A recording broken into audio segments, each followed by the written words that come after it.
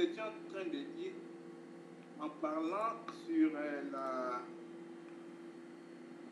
souveraineté de notre Seigneur Dieu, nous avions touché la souveraineté par rapport à Dieu seulement. Alors, pour finir avec ces sous-thèmes, nous voulons aujourd'hui voir l'impact de cette souveraineté de Dieu dans nos vies. En effet, tout ce que Dieu est, l'Éternel nous donne la grâce, en tant que ses enfants, de pouvoir prendre part à cela en portion, en partie.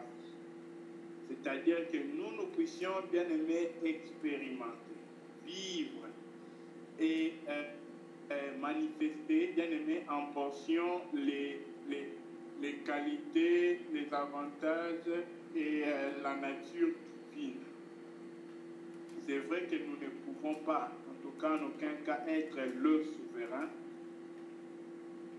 mais le Père nous a appelés, choisis, afin que nous aussi nous puissions, bien aimés, participer à sa souveraineté, prendre part, bien aimé, au privilège de sa souveraineté, exercer en portion l'autorité de sa souveraineté. Voici les portées à laquelle l'Éternel nous a appelés. Alors aujourd'hui, nous allons essayer de voir ces points et essayer d'en parler ensemble. Bien-aimé, il n'est pas d'une chose plus étonnante que de voir les... Ok, le frère Gauthier a des soucis. On va faire de dire, le Seigneur, la plupart des choses qu'il fait, ce n'est pas par rapport à lui. Ce n'est pas pour lui seul, car l'Éternel est Dieu. Il ne manque de rien, il n'est incomplet en rien, il n'a besoin de rien de plus. Il se suffit tel qu'il est. Mais l'Éternel fait la plupart des choses par rapport à nous, pour pouvoir nous combler, pour nous suffire, pour nous aider, afin que nous aussi, que nous parvenions, bien aimés, à être rassasiés, complets comme lui il est, afin que tel que lui il est, nous aussi nous y soyons, afin que là où il est, nous aussi nous y soyons, afin que nous puissions vivre, expérimenter et prendre en partage l'exercice de son règne. Bien aimé, quelqu'un qui est de la famille royale ne peut pas être semblable à tout autre homme. Parce qu'il est mandaté, bien aimé, du nom du roi. Cela n'a rien à voir avec lui. Cela a à voir seulement avec son lien avec le roi. C'est ce qui change, bien aimé, tous ces privilèges et ses avantages. C'est le lien qui est défini par rapport au roi. Tel est même le cas pour quiconque a reçu le roi des rois, pour quiconque bien aimé a reçu auprès de lui la vie éternelle. Celui-là n'est plus comme un homme, celui-là est devenu semblable à l'éternité. Donc il a reçu de prendre part, d'exercer et d'honorer, bien aimé, de manifester la gloire de la puissance éternelle dans les temps. Alors, pour commencer avec ceci, nous allons d'abord prendre Colossiens 2, le verset 10. Si un bien-aimé à trouver peut nous aider, Colossiens chapitre 2, le verset 10.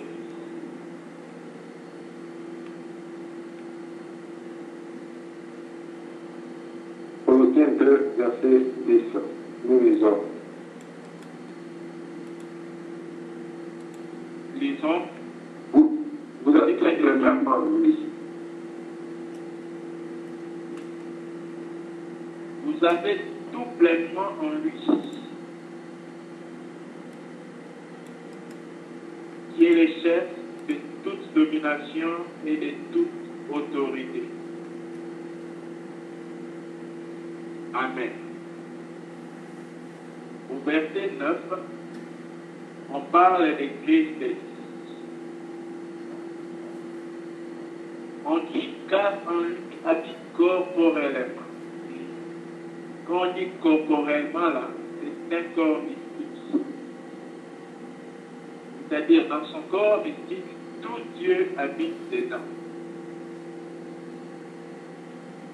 La plénitude de la divinité. C'est aussi dans cette plénitude-là qui est en Christ que nous avons pleinement tout en lui. Il est le chef de toute domination et de toute autorité. Oh, bien-aimé dans le Seigneur, ici par rapport à la souveraineté de notre Seigneur, on nous parle des dominations et des autorités. Ah. Il y a les dominations, il y a aussi les autorités. Mais maintenant, il y a un chef de toutes les dominations, un chef de toutes les autorités. L'autorité elle-même a un chef. C'est le Seigneur Jésus. Celui qui est élevé au-dessus de toute domination, au-dessus de toute autorité. Maintenant, frère, nous, en tant que co-héritiers de Christ, nous prenons part, bien aimé, à ceci. C'est-à-dire, nous parvenons à jouir des privilèges qui reviennent à des frères de celui qui a toute la domination. Souvenez-vous, lorsque Jésus devait parler et envoyer ses disciples, il leur a dit quelque chose de très capital. Souvent, nous nous focalisons sur les paroles « Allez, faites de toutes les nations des disciples ». Oui, c'est bien. C'est bien, mes frères. Mais plus que cette parole-là, il y a un mot puissant qui a avancé. J'aimerais qu'on prenne ça.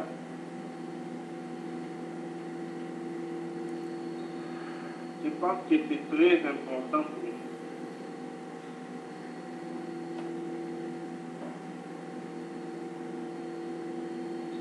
Prenons Matthieu 28.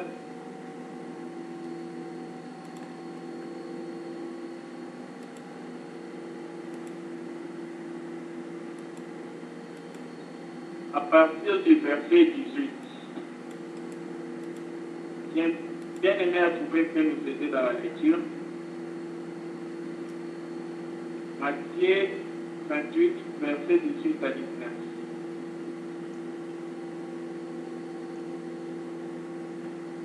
Matthieu 28, 18 à 19. Jésus s'étant approché. La Bible dit ça ceci. Jésus s'étant approché leur parla ainsi. Tout pouvoir m'a été donné dans le ciel et sur la terre. Allez, faites de toutes les nations des disciples en les baptisant au nom du Père, du Fils et du Saint. Tout pouvoir m'a été donné.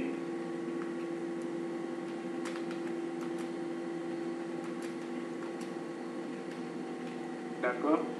Tout pouvoir m'a été donné dans les cieux. Tout pouvoir. Pas la plupart du pouvoir.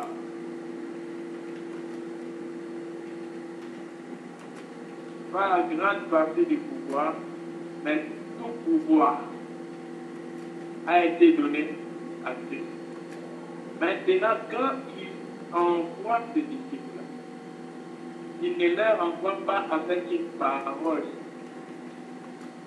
mais c'est sur base du fait que tout pouvoir lui a été donné. C'est là l'introduction de sa phrase.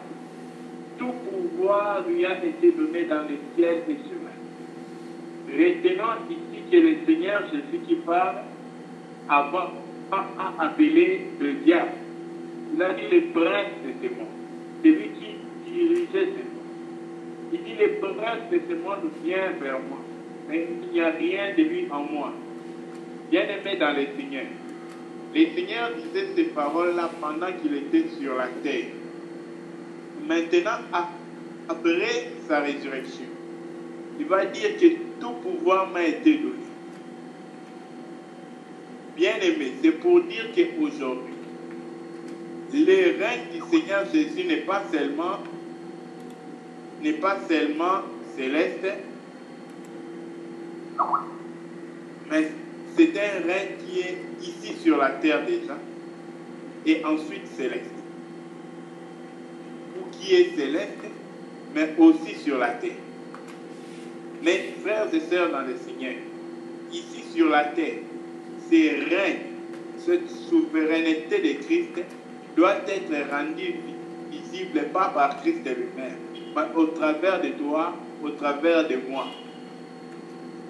Les mandatés de Dieu qui sont censés établir les lois de Dieu, établir les décrets de Dieu, établir les interdits de Dieu, établir les déclarations divines, établir, bien aimé, les clauses divines de Dieu sur la terre. C'est toi et c'est moi. Je pense dans Marc, on pourrait voir ça un peu plus clair. Prenons Marc 16, 15 à 18. Marc 16, 15 à 18.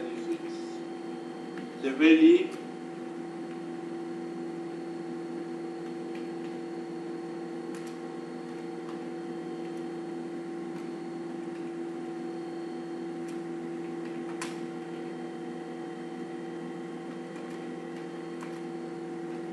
Dans Marc, par contre, il fait une promesse par rapport aux miracles qui vont accompagner.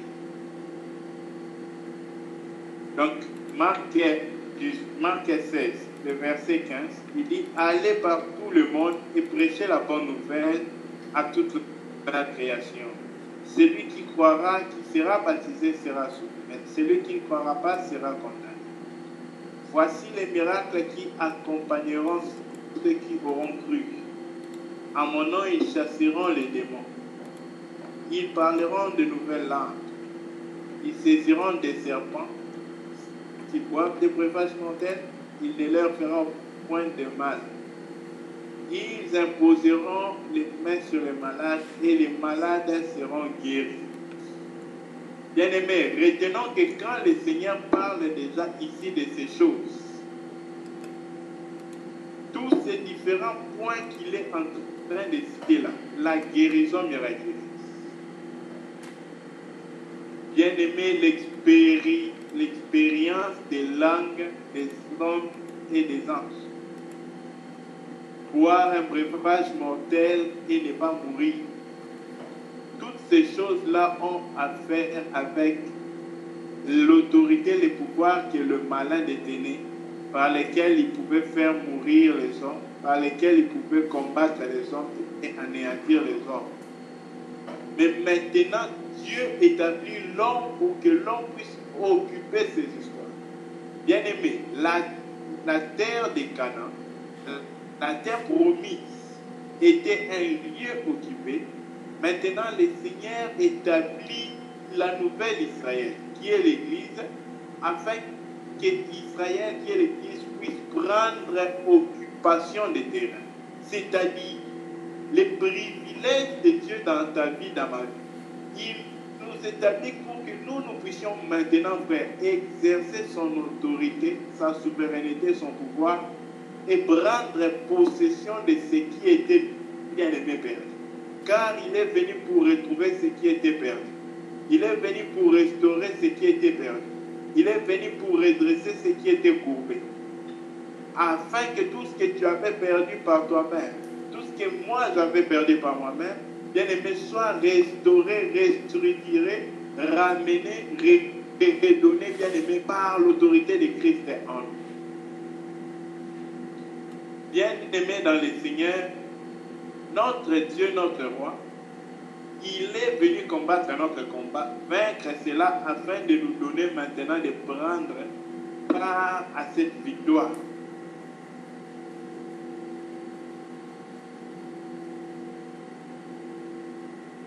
Son désir dans toutes ces choses, c'est de nous établir et de nous donner, bien aimé, d'exercer la puissance et l'autorité de Dieu, d'exercer sa domination.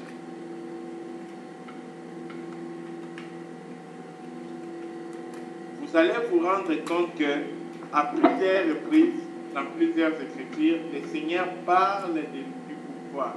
Il dit, je vous donne le pouvoir sur, je vous donne le pouvoir sur, je vous donne le pouvoir sur.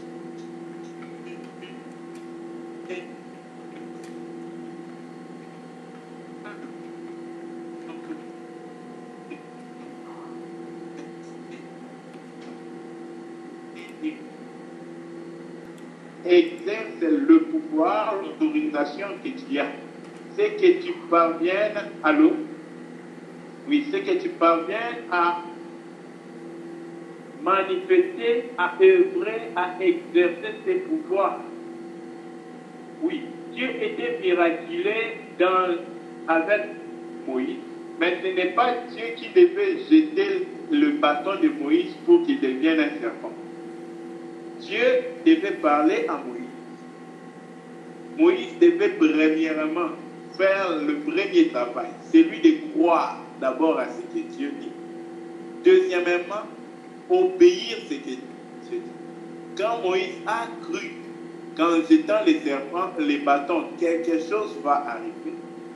Ensuite, quand il a jeté parce qu'il avait cru, bien aimé, ce bâton-là est devenu un serpent. Maintenant, comprenez le mystère qui va se passer. Le même bâton va commencer à avaler les autres serpents. Ces serpents qu'il va avaler étaient des serpents qui étaient bien aimés entre les mains des magiciens de l'Égypte. Mais il fallait que Moïse d'abord croie en l'Éternel, qu'il accepte ce que Dieu a dit. Ensuite, qu'il accomplisse ce que Dieu a dit.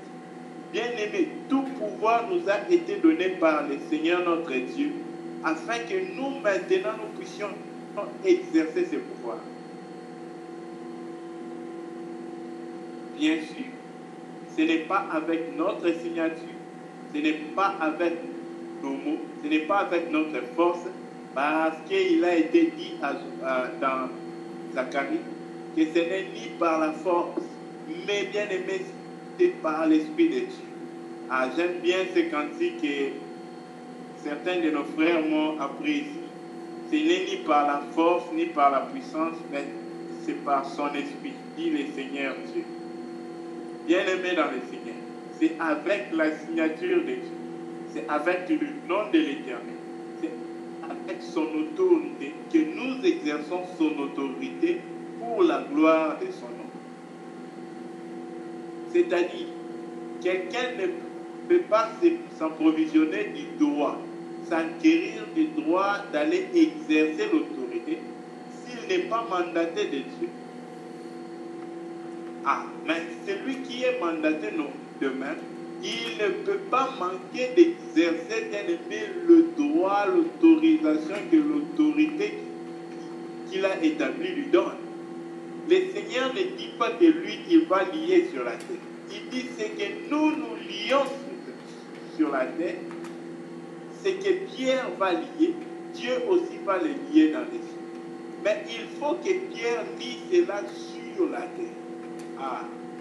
Lorsque tu lis sur la terre, bien-aimé, parce que toi tu es. Béni soit Dieu pour ce que le frère Théo nous a expliqué une fois ici. Il était en train d'expliquer que celui qui a reçu le Seigneur Jésus-Christ, bien-aimé, Jésus a dit aux disciples, ne vous réjouissez pas seulement parce que les démons vous ont obéi, mais réjouissez-vous parce que cela n'est qu'une conséquence du fait que vos noms sont écrits dans les livres de Dieu. Bien-aimé, quand tu es inscrit dans la nouvelle Jérusalem de Dieu, tu as ainsi en partage le pouvoir et l'autorité. Tu as l'autorisation maintenant, étant sur la terre, étant l'ambassade du ciel sur la terre. Tu as tous les droits en tant que diplomate du ciel, bien-aimé, d'exercer l'autorité céleste sur la terre. Voilà pourquoi il a dit, bien-aimés, que ne vous réjouissez pas seulement parce que les démons vous obéissent, mais réjouissez-vous parce que vos noms sont inscrits. Or, ce sont ceux dont les noms sont écrits là-haut, bien-aimés, qui ont le droit d'exercer l'autorité sur terre. Voilà pourquoi lorsque Jacques a touché ces choses, dans Jacques 5, le verset 17, Jacques 3, 17, il explique qu'Élie était un homme de notre nature. Ah, j'aime beaucoup cette précision-là. Élie était un homme de notre nature. Élie était un humain comme toi. Mais bien aimé, il a prié pour que la pluie sur toute la terre ne tombe pas que sur sa parole. Ah, bien aimé, c'est qu'il avait une intimité avec Dieu. Pour dire que s'il doit pleuvoir, c'est sur ma parole. Et il ne va pas pleuvoir que si ce n'est sur ma parole. Ah, faut faire attention. Mais il explique que c'était par la foi qu'Élie a fait cela. Et il était un homme de notre nature. Mais bien aimé, Élie connaissait son intimité avec Dieu. Élie, bien aimé, jouissait du privilège qu'il a, bien aimé, en tant que bien aimé, quelqu'un de l'a inscrit dans la maison du souverain.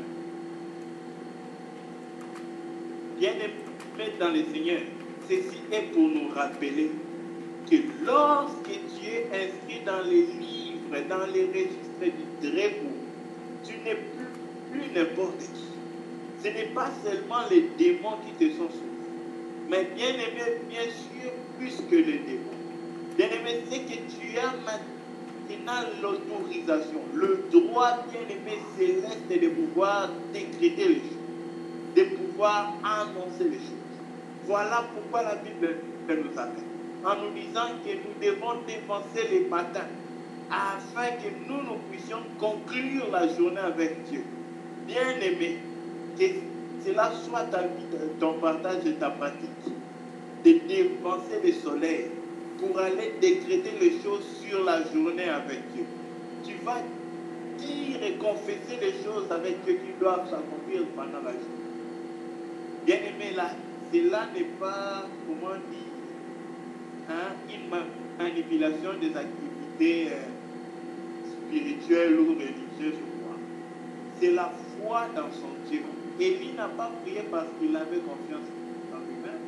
Élie a prié ainsi parce qu'il avait confiance en son Dieu. Et il savait combien Dieu s'est confié en lui. Ah, bien aimé, le problème maintenant, c'est là. Il ne faut pas seulement que toi tu te dises que tu as confiance en Dieu, mais que tu saches aussi combien Dieu peut se confier en toi. Or, Dieu pour se confier à un homme, Dieu étudie l'homme, Dieu vérifie l'homme, Dieu voit si l'homme est digne de toute la confiance que Dieu peut lui. Voilà pourquoi vous allez voir, avant d'investir un homme du pouvoir et l'esprit de la force suprême céleste, Dieu le fait toujours passer par des étapes. Vous allez comprendre pourquoi Élie pouvait quitter Élisée depuis bien avant, mais il ne l'a pas laissé ainsi. Bien aimé, ils ont traversé étape après étape. Et c'était là, bien aimé, en face, bien aimé, qu'Élie devait recevoir le manteau. Bien aimé, lorsque Élisée devait recevoir le manteau, lorsque Élie était en train de penser. Et il y avait aussi une condition pour ça. C'est pour nous dire une chose. Dieu n'investit aucun homme de son autorité comme ça d'emblée. Tu viens là, tu pries, tu somnoles, et puis après, tu as fait ta provision de prière. Rendez-vous avec Dieu le jour prochain à l'heure de la nuit. Bien aimé, Dieu n'investit pas n'importe qui. Même toi, si tu es bien aimé, un chef d'une armée, si tu veux ou tu aimes la réussite, tu ne vas pas prendre n'importe qui pour l'établir chef dans ton armée. Aucun fou ne peut faire ça. Alors, loin de Dieu, le seul sage, faire cela. Donc, Dieu doit vérifier qui est celui qui doit investir. Mais bien aimé, lorsque quelqu'un a a le cœur complètement en Christ, lorsque le cœur d'un homme est enraciné en Dieu, c'est Dieu qui maintenant place toute sa confiance dans cet homme. Vous allez comprendre pourquoi la Bible appelle Jésus-Christ. Le Père va déclarer que celui-ci est mon Fils en qui j'ai mis toute mon affection, toute la confiance de Dieu, toute l'assurance, la richesse de Dieu. Il a placé ça dans un homme. Pourquoi? Parce que cet homme-là, bien aimé, il s'était totalement dépouillé. Il a dit, Père, tout ce qui est à toi est à moi, car tout ce qui est à moi est à toi. Bien aimé, tout ce qui était de Jésus appartenait au Père. Voici l'homme que Dieu est prêt à investir. C'est celui qui n'a plus rien pour lui. Car d'emblée, frère, tout ce que nous sommes, tout ce que nous avons, tout ce que nous faisons, c'est par la grâce de Dieu, c'est par lui, c'est de lui que cela vient. Mais maintenant, une fois quelqu'un va lui redonner tout cela, lui dire que je vais avoir, je serai que pour ta gloire, que par toi et pour toi. Bien-aimé, tout ce que celui-là a, tout ce qu'il est, tout ce qu'il fait, c'est pour Dieu et de Dieu. Maintenant, comme c'est de Dieu, comme c'est pour Dieu, Dieu l'investit, bien-aimé, de partager, bien-aimé, l'autorité de Dieu et d'exercer son autorité sur terre. Vous allez comprendre la raison pour laquelle spirituellement, tous nous n'avons pas la même autorité. Mais chacun de nous, si réellement né de nouveau, nous avons une certaine autorité. Et c'est sur base de cette autorité-là en Christ que même nous pouvons chasser un démon. Que même nous pouvons renverser, bien aimé, des lois établies dans nos familles. Que même nous pouvons renverser, bien aimé, des décrets signés contre nous. Que même nous pouvons condamner les paroles méchantes prononcées contre nous. C'est sur base de cette autorité-là. Mes frères, il faut que toi-même déjà tu aies réellement cette autorité. L'autorité en armée, on dit une chose. Pour avoir l'autorité, il faut se soumettre à l'autorité. Ces principes-là s'appliquent dans la vie chrétienne. Si tu veux être autoritaire spirituelle, soumets-toi à l'autorité spirituelle, c'est-à-dire au Dieu Tout-Puissant. C'est par lui que tu peux exercer l'autorité si tu es soumis à lui-même. C'est par là que tu peux partager, bien-aimé, exercer et imposer, bien-aimé, son autorité par toi. C'est lorsque toi-même, tu es sous son autorité. Et la première instance où toi, bien-aimé, tu te dérobes, tu te détournes de son autorité. Tu n'es plus soumis à son autorité. Tu es en même temps dépouillé, dévesti, bien-aimé, de tout ce qu'il t'a investi. Tu perds toute l'autorité qu'il t'a donnée en partage. Bien-aimé, cela est pour nous expliquer que l'autorité par laquelle nous pouvons exercer, bien-aimé, pour la gloire de Dieu, pour établir, pour annoncer, pour détailler, pour renverser, bien-aimé, cette autorité-là, nous ne pouvons l'avoir que lorsque nous sommes nous-mêmes soumis à l'autorité suprême de Dieu.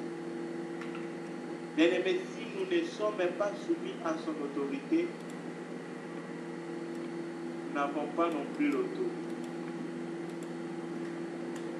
Voilà pourquoi, frère, il faut faire très attention. Même dans nos lieux de travail, s'il y a quelqu'un que Dieu a établi au-dessus de nous, respectons-les, obéissons-les. Nous avons lu dans Colossiens 2:10 que Dieu, bien-aimé, est le chef de toute autorité et de toute domination. Si nous croyons cela, nous devons nous soumettre à l'autorité comme à Dieu, sachant qu'il est le chef suprême.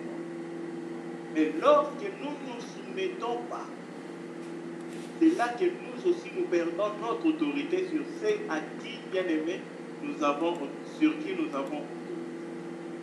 Souvenez-vous de ce que, comment on l'appelle, le centenier va dire à Jésus-Christ. Il va lui dire, je ne suis pas digne que toi tu entres dans ma maison. Pourquoi?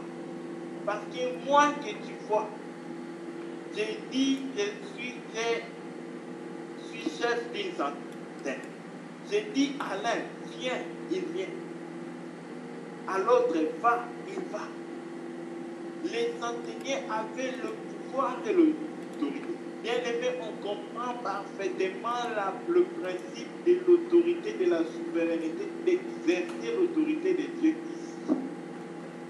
Il a déjà acquis, il dit va, il va, à qui il dit viens et il vient.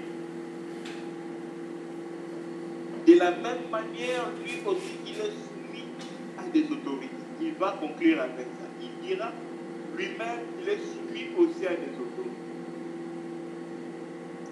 Frères bien-aimés dans les Seigneurs, si nous ne nous soumettons pas à l'autorité, nous ne nous humilions pas sous la même puissance de Dieu, nous ne pouvons pas avoir un partage de son autorité. Vous allez vous rendre compte que le Seigneur Jésus, tout pouvoir lui a été donné lorsqu'il a fini, bien aimé, de s'humilier sous la même puissance de Dieu, par la croix et l'humiliation de la croix. Jésus était souverainement investi de la puissance de Dieu, au point qu'il n'y a aucun autre nom bien aimé qui ait la domination sur tous les esprits. C'est un nom d'un homme, mais ce nom-là bien aimé a la domination sur les esprits. Il faut comprendre que cela n'est possible que si ce nom-là est manifeste dans le monde spirituel. C'est un nom mystérieux. Ce n'est pas un nom physique qu'on peut seulement écrire. C'est d'abord un nom esprit présent dans le monde spirituel, un nom agissant dans le monde spirituel. Voilà pourquoi le nom de Jésus, frère, ce n'est pas le mot que nous disons. C'est un mystère spirituel. C'est un quantum spirituel, une puissance. Bien aimé, c'est un dégagement atomique dans le monde spirituel. C'est un nom puissant et redoutable. Un aimé qui a l'accès de prendre part à la puissance qu'il y a dans le nom de Jésus. Ce n'est pas celui qui dit au nom de Jésus. Ce n'est pas celui qui connaît que ce nom est puissant. Mais c'est celui-là, bien aimé, qui est soumis à l'autorité de ce nom. C'est celui-là, bien aimé, qui est, bien aimé, soumis à cette autorité.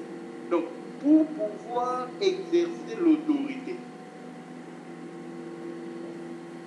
il faut être soumis à l'autorité.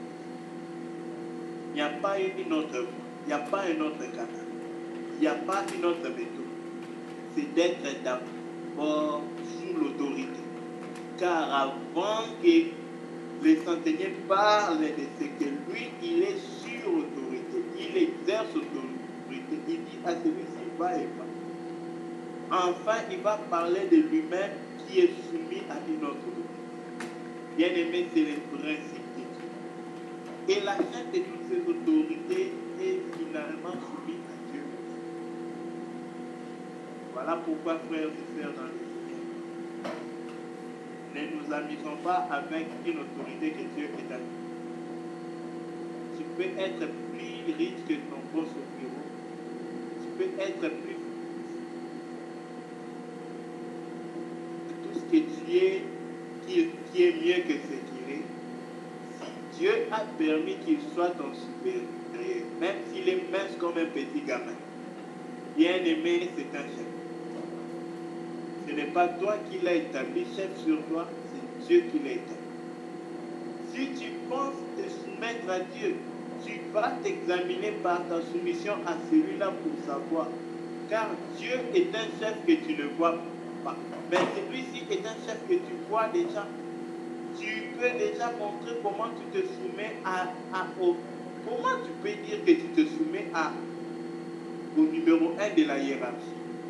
Pendant que celui qui est sous lui, déjà tu te soumets pas à lui. Voilà pourquoi, bien aimé, dans les Seigneurs, nous devons être soumis à l'autorité. Celui qui n'est pas soumis à l'autorité n'est pas soumis à Dieu. Et en même temps, pour mettre une barricade, nous ne pouvons pas nous soumettre à l'autorité au-delà de Dieu. Nous nous soumettons à l'autorité selon Dieu. Je me soumets à mon Père selon Dieu, pas selon mes sentiments. Je me soumets à ma mère selon Dieu. Je me soumets à mon boss selon Dieu. Quand le boss me dit d'aller voler ou d'accuser quelqu'un d'une manière mensongère, je ne dois pas le faire même s'il est boss. Parce que son boss à lui, le numéro 1 de la hiérarchie, qui est notre Dieu, ne m'autorise pas de me soumettre à cet ordre que lui qui est au bas de la hiérarchie m'ordonne de faire. Bien-aimés dans le Seigneur, nous sommes appelés à exercer la souveraineté de Dieu. Spirituellement parlant, nous sommes appelés à décréter les choses, frère, à déclarer les choses, à conclure les choses spirituelles, à dire des choses, à énoncer les choses, à déclarer des choses et voir ces choses-là s'accomplir. Bien-aimés dans le Seigneur, l'heure des vainqueurs est arrivée. Car il y a certains parmi nous-mêmes dans les familles desquelles des sorciers ont dit des choses et ces choses-là demeurent.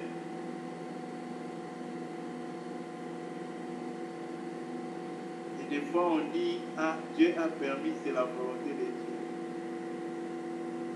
Pensez-vous que c'est toujours la volonté de Dieu? Dieu lui-même ne désire aucun malheur. Dieu permet. Est-ce que Dieu voulait vraiment qu'il en soit ainsi?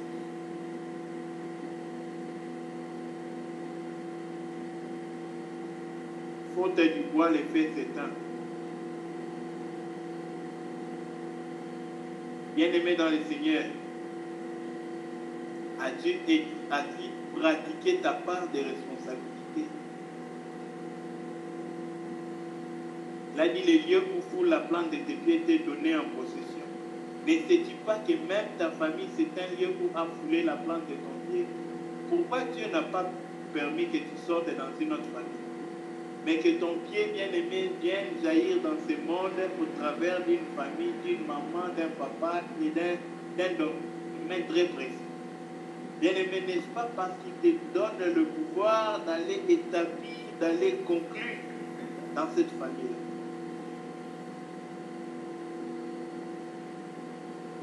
Finissons avec ces passages dans Jérémie.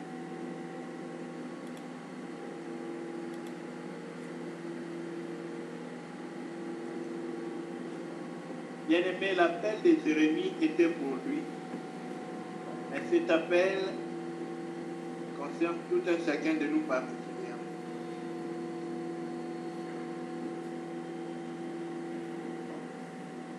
Prenons Jérémie, le chapitre 1. Commençons à partir du verset 7.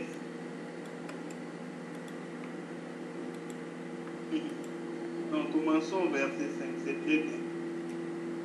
Jérémie 1, 5 à 10. Avant que j'étais formé dans le ventre de ta mère, je te connaissais. Et avant que tu sois sorti de son sein, je t'avais consacré. Ah, c'est Dieu qui consacre d'avance. Je t'avais établi prophète des nations. Je répondis, ah Seigneur éternel, voici je ne sais point parler, car je suis un enfant. Et quelqu'un en qui Dieu voit quelque chose, lui-même se définit qu'il est enfant. Bien-aimé, Dieu n'établit pas des enfants. C'est que Dieu ne voyait pas l'enfant en lui. Dieu voyait, bien-aimé, un commandant, un chef en lui. Mais lui, quand il se regardait, il voyait un enfant. J'ai répondu, ah Seigneur éternel, voici je ne sais point parler car je suis un enfant. Et l'Éternel lui dit, Ne dis pas je suis un enfant. Ah, l'Éternel ne lui dit pas tu es un vieillard, mais il lui dit ne dis pas, ne confesse pas que tu es un enfant. Ne confesse pas que tu n'es rien. Ne confesse pas que tu ne peux rien. Bien-aimé, ne confesse pas que tu ne sauras rien. Quand il est venu choisir Jephthé, c'était les démunis, les négligés de toute sa lignée. Quelqu'un en qui, bien aimé, il n'y avait plus rien. Oh, bien aimé, mais c'était ces faibles-là que Dieu s'est choisi. Dieu n'a pas besoin de choses grandes pour confondre les mondes. Il a besoin du petit que tu es là. L'enfant que tu penses que tu es. Bien aimé, c'est ces minimum que tu es là, que Dieu veut se servir pour faire son maximum. Pour qu'au travers du petit, du rien que tu es, Dieu puisse éclater la gloire à son nom. Oh, pour qu'on puisse savoir qu'il existe un Dieu en Israël. Dieu ne peut pas, il y avait certainement des géants en Israël. Dieu, pourquoi il n'a pas pris Saül? Pourquoi il n'a pas dit dans la Bible que Saül est distingué d'entre 1000 hommes? Quand il s'est levé comme ça, après, il était distingué, c'est-à-dire sa tête passait au-dessus de la tête de tous les autres. Mais pourquoi Dieu ne s'est pas servi de Saül pour combattre les Goliaths? Dieu est parti prendre un petit gars, au point que quand Goliath devait parler sur David, il dit, je donnerai ta chair aux autres. Il dit, on m'envoie maintenant des petits enfants pour venir m'aider. Frère bien-aimé dans le Seigneur, les petits que tu es là, c'est ce que Dieu veut utiliser pour pouvoir confondre les puissances, pouvoir confondre et renverser les autorités, pour pouvoir destituer tout ce que le diable avait institué et établi. Les petits que tu es, le petit que tu es, Dieu veut t'investir. Mais bien aimé, il ne peut pas te forcer d'être investi. Il ne peut que t'investir si tu te disposes et tu désires.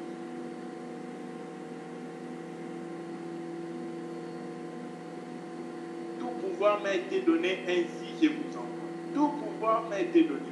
Bien aimé, c'est sur base du pouvoir qui lui a été donné qu'il nous envoie. Continuons dans la lecture, il dit, ne dis pas je suis un enfant, car tu iras. Toi qui te penses enfant, c'est toi qui iras vers tous ceux auprès de qui je t'enverrai, et tu diras tout ce que je t'ordonnerai. Ne les crains point, car je suis avec toi pour te délivrer du Satan. Puis l'Éternel étendit sa main sur ma bouche. L'Éternel me dit, voici, je mets mes paroles dans ta bouche. Ah, vous comprenez que ici ce n'est plus l'homme, mais c'est l'Éternel qui met ses paroles dans la bouche de l'homme. Donc quand il nous est donné d'exercer la souveraineté, l'autorité de Dieu, quelque part même il a dit aux apôtres, lorsque vous serez en un lieu où vous devez parler, dans un tribunal ou quoi que ce soit, ce que vous aurez à dire vous sera donné en l'instant même par l'Esprit de Dieu. Oh frère bien-aimé dans le Seigneur, Dieu est celui qui va te donner ce qu'il te faut déclarer, ce qu'il te faut établir et renverser. Okay. C'est lui-même qui va pouvoir agir et opérer au travers.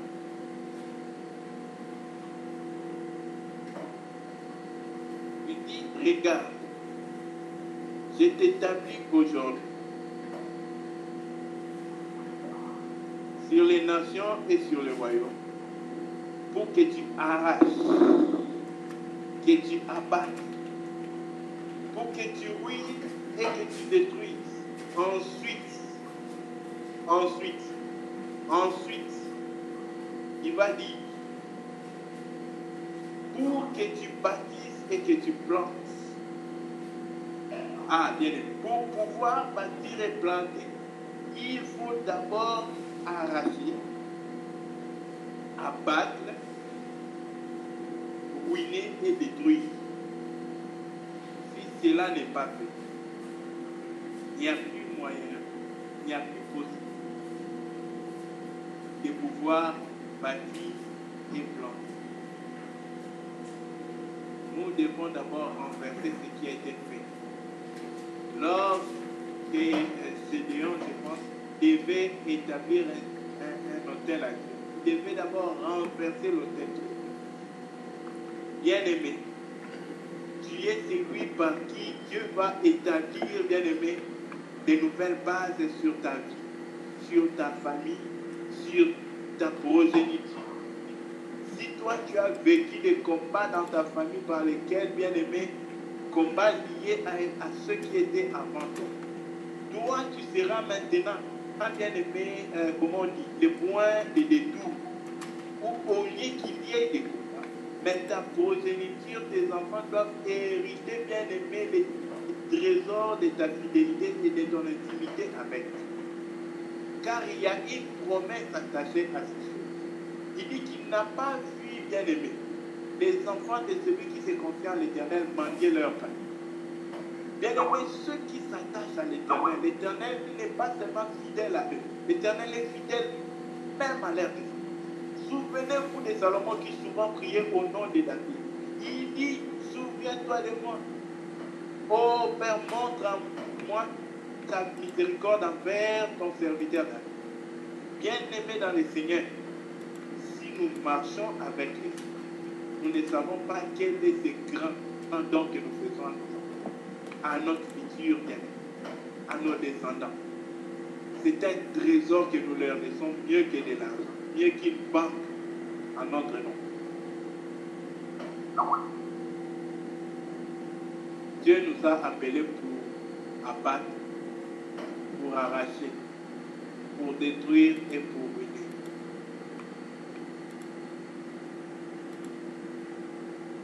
Et le pouvoir que le Seigneur nous a donné, nous puissions nous en servir et renverser, détruire, abattre tout ce qui était du mal, afin que nous puissions établir ce qui est de Dieu dans nos familles, dans notre progéniture, et que bien aimé le règne de Dieu s'étende sur la création. Et le Seigneur, l'Éternel, Dieu Tout-Puissant nous bénisse. Merci beaucoup. Désolé pour les temps. Amen. Gloire au Seigneur. Merci beaucoup, bien-aimé, pour le message. Sans plus tarder, nous allons donc élever nos voix pour dire merci à notre Père qui nous a parlé du haut de son trône. Lui qui nous a parlé par son amour et pour son amour. Motivé par son amour, prions le Seigneur. Seigneur, nous te sommes infinis. Bien-aimés, nous allons élever nos voix. Nous avons appris ce soir que le Seigneur nous a donné l'autorité. Mais pour mettre cette autorité en exergue, nous devons d'abord croire en cette autorité, croire que cette autorité est disponible pour nous et bien aimer, avoir confiance en Dieu. Prions le Seigneur afin que le Seigneur nous augmente la foi. Demandons que le Seigneur nous donne d'avoir la foi afin de le connaître lui et ce qu'il a fait pour nous, ce qui est disponible pour nous. Prions.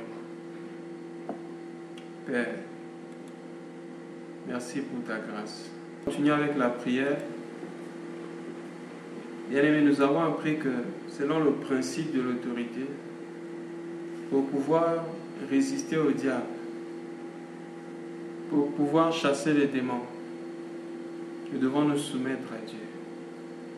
Nous allons prier que le Seigneur nous donne d'être soumis non seulement à lui, mais à toute autorité établie par le Seigneur. Prions le Seigneur. Père, et que nous puissions participer à sa nature divine. Le désir de Dieu par rapport à sa souveraineté, il veut que nous comprenions ces choses afin d'être plus attachés à lui. Nous allons prier le Seigneur qui nous donne de voir les choses comme lui. Prions le Seigneur. On a appris ce soir qu'il y a plusieurs autorités et des dominations dans les sphères invisibles. mais il y a celui qui est plus que tous, le Seigneur Jésus-Christ. Il est écrit dans 1 Jean 4,4, petits enfants, ne craignez point, car celui qui est en vous est plus grand que celui qui règne dans ce monde. Prions le Seigneur afin qu'il nous rappelle tout le temps lorsque nous serons devant des situations, qu'on se souvienne qu'il est au-dessus de toutes choses et qu'il contrôle tout. Prions. Tu es assis sur ton trône, Seigneur. Tu contrôles chaque événement. Tu contrôles chaque situation qui se passe sur la terre. Voilà pourquoi nous venons auprès de toi, Seigneur, ce soir. Sachant que c'est par toi que nous pouvons toutes choses. Alors, Père, nous venons auprès de toi afin de te demander, Père, de nous orienter sur ces points. C'est toi qui sais de quoi nous avons besoin, Seigneur. Père, oriente chacun de nous. Donne-nous, Seigneur, la capacité de te connaître, de nous soumettre aux ordres qui sont visibles. Donne-nous, Seigneur, de respecter les autorités au nom de Jésus. Merci, Seigneur.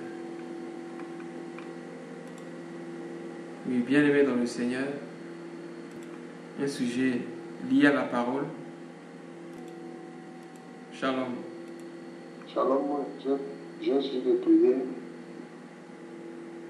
La parole de Dieu nous a encore été adressée ce soir que la première des choses qu'il faut faire, c'est d'abord croire en l'Éternel et accepter pour que son pouvoir puisse être exercé en nous, par nous et pour nous.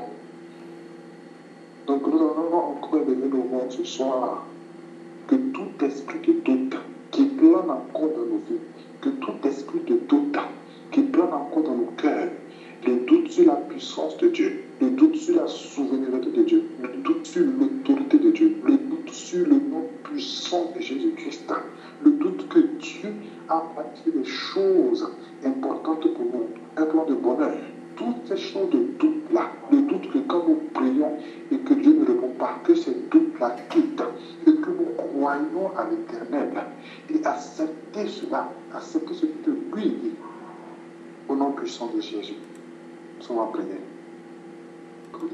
La parole de Dieu nous a été adressée ce soir que exercer l'autorité de Dieu, c'est prendre ce qui était perdu pour restaurer par l'autorité de Christ en nous, dans nos familles. Voilà pourquoi, ce soir, nous allons nous lever encore au nom puissant de Jésus-Christ. Que tout ce qui était perdu dans nos vies, que nous puissions restaurer cela dans la vie de nos frères et sœurs, dans la vie des membres de nos familles, de nos frères et sœurs et dans nos familles. Que tout ce qui était perdu, que tout ce qui était gâté, que tout ce qui était comme mort, en ce soir, par l'autorité de Christ, au nom puissant de Jésus-Christ, nous allons restaurer cela. Que toute personne malade, que toute personne, nous allons restaurer ce soir, au nom puissant de Jésus-Christ, nous sommes en prière. Nous avons été à parler que l'intimité avec Dieu est importante.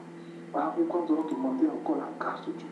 Que Dieu nous accorde cette grâce-là d'être intime avec lui. D'être intime avec lui. Prions au nom puissant de Jésus. Père, donne-nous, Seigneur, d'être intime avec toi. Nous allons donc passer aux ajouts. Est-ce qu'il y a un frère ou une sœur qui a quelque chose à ajouter par rapport au puissant message que nous avons écouté ce soir? Prière d'apporter votre édification pour nous édifier encore. Ou des sœurs qui ont des questions. S'il y a des questions, ne vous gênez pas, oui. J'ai une question. Ma question, c'est celle-ci. La parole de Dieu dit dans 1 Corinthiens 13, parlant de l'amour, que l'amour n'est pas jaloux. Mon inquiétude, c'est que comment est-ce que tu peux aimer une personne et ne pas être jaloux, qu'une autre personne vienne la toucher. C'est-à-dire, par exemple, j'aime et ma petite amie, s'il vous plaît, si me dit ainsi, ou bien une femme, son mari. Est-ce que c'est là possible qu'elle ne puisse pas être jaloux? Mais est-ce que c'est là possible que je ne puisse pas être jaloux, que je vois une personne aussi autour d'elle, quelque chose ainsi? Quand on dit l'amour n'est pas jaloux. Et bon, ce qui est aussi un peu inquiet chez moi, c'est que, avant de dire aussi que Dieu est un Dieu jaloux. Donc je me demande si c'est cette jalousie-là aussi qui est un peu en nous ou bien comment. Si on peut m'expliquer, s'il vous plaît. Merci bien. Je ne sais pas si j'ai bien compris la question, mais je pense que Dieu, dans sa jalousie envers nous, pour que rien ne puisse nous toucher, car il nous appelle, il nous déclare que nous sommes la prunelle de son œil. Dieu ne veut pas que quelque chose nous touche. Mais s'il y a quelque chose qui peut nous toucher pour atteindre le but de Dieu dans nos vies, Dieu ne tarderait pas à permettre cela. C'est-à-dire, frère, si au travers de quelque chose qui puisse nous toucher, même si nous sommes la prunelle de son œil, afin de purifier son œil, Dieu va s'en servir. Car la chose va toucher, c'est vrai, faire mal, c'est vrai, mais en même temps purifier l'œil. Il y a certaines fois, après avoir tellement pleuré, l'œil est devenu tout blanc. On ne voit même pas une seule tache dedans. Oui, bien aimé, si c'est l'esprit ou c'est un moyen pour purifier l'œil, Dieu va permettre que cet œil soit touché. Donc c'est pour dire que Dieu veille sur nous d'une jalousie extrême. Il dit c'est avec jalousie qu'il chérit l'esprit qu'il a mis en nous. Mais bien aimé, lorsque quelque chose peut nous atteindre, qui puisse l'aider bien aimé à atteindre son but dans nos vies, le Seigneur peut permettre tout comme pas. Ça dépendra de lui. Mais quand il a permis, cela n'anéantit pas qu'il veille sur nous d'une jalousie bien aimée ferme. Bon, c'est ce que j'ai pensé donner comme part de contribution. Merci beaucoup. Je voulais retirer que par rapport à l'amour entre, c'est-à-dire, comment on dit, l'amour n'est pas jaloux. Bon, maintenant, si moi j'aime ma petite amie et je vois un garçon qui vient autour d'elle ainsi et tout, quand je suis jaloux, est-ce que c'est normal? Mais c'est pas normal. Ou bien vice versa. Une fille aime son petit ami de son mari et voir un garçon venir autour, une fille venir autour de lui. Si elle est jalouse, est-ce que c'est normal? Quand on dit l'amour n'est pas jaloux. Merci.